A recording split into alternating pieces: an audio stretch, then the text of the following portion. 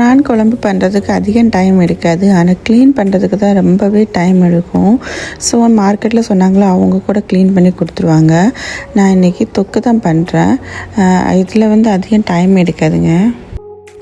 வானலி சூடானதுக்கப்புறம் தேங்காய் எண்ணெயோ சன்ஃப்ளவர் ஆயிலோ எதோ உங்களுக்கு பிடிச்ச எண்ணெயோ அதை விட்டு நீங்கள் கடுகு காஞ்ச மிளகாய் என்கிட்ட கிடையாது, அதனால நான் போடல. கருவேப்பிலை போட்டு தாளிச்சிக்கிட்டு சின்ன வெங்காயம் போட்டு மிளகாய், பச்சை மிளகாய், இஞ்சி பூண்டு பேஸ்ட்டு, தக்காளி, அவ்வளோதான் இதுக்கு கிரேவிக்குள்ள மசாலையே.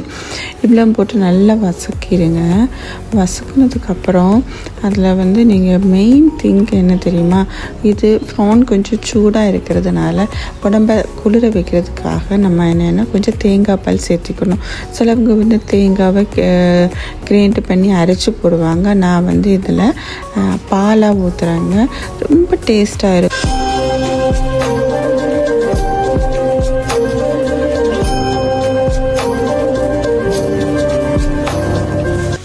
இது கூட தக்காளியை போட்டு நல்லா வதக்கி அது கூட உப்பையும் சேர்த்துக்கோங்க. உப்பு சேர்த்து சீக்கிரம் வந்து வெந்துடும் தக்காளி.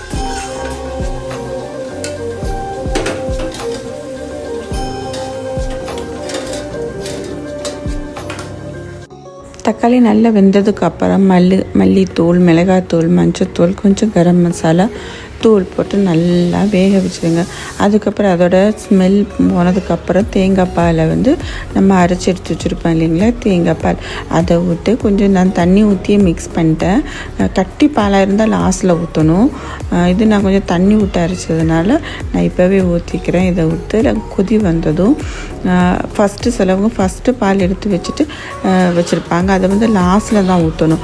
ஏன்னா கட்டி பால் வந்து மொத்தமாகவே பிரிஞ்சிடும். பால் பிரிஞ்சது மாதிரி திருன்னு இருக்கும், டேஸ்ட்டாகவே இருக்காது. ஸோ நான் கொஞ்சம் தண்ணி சேர்த்ததுனால இப்போவே சேர்த்துக்கிறேன். நான் இதுக்கு ஒரு கொதி வந்ததும் ப்ரானில் வந்து நான் கழுகி அதுக்கப்புறம் மஞ்சத்தூள், உப்பு போட்டு நல்லா மிக்ஸ் பண்ணி திருப்பி கழுகி நான் யூஸ் பண்ணுவேன்.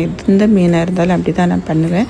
அதனால் மஞ்சத்தூளும் உப்பு போட்டு நல்லா கழுவி அதுக்கப்புறம் இதில் வந்து மிக்ஸ் பண்ணி போட்டுட்டேங்க. இது ஒரு அதிகம் டைம் ஒரு 15 மினிட்ஸ் தான், கொஞ்சம் நேரம் தான். அது வந்து நான் சிம்மிலே வேக வச்சு எடுத்துடுவேன். 15 மினிட்ஸ் போதும். இதுக்கு கொஞ்சம் நல்லா கொதி வந்ததுக்கப்புறம் அப்படியே சிம்மில் போட்டு நல்ல வாசனை வரும். அந்த தேங்காய் பாலோட ஸ்மெல்லு, தேங்காய் எண்ணெயோட ஸ்மெல்லாம் சூப்பராக இருக்கும், அவ்வளோ டேஸ்ட்டாக இருக்கும்.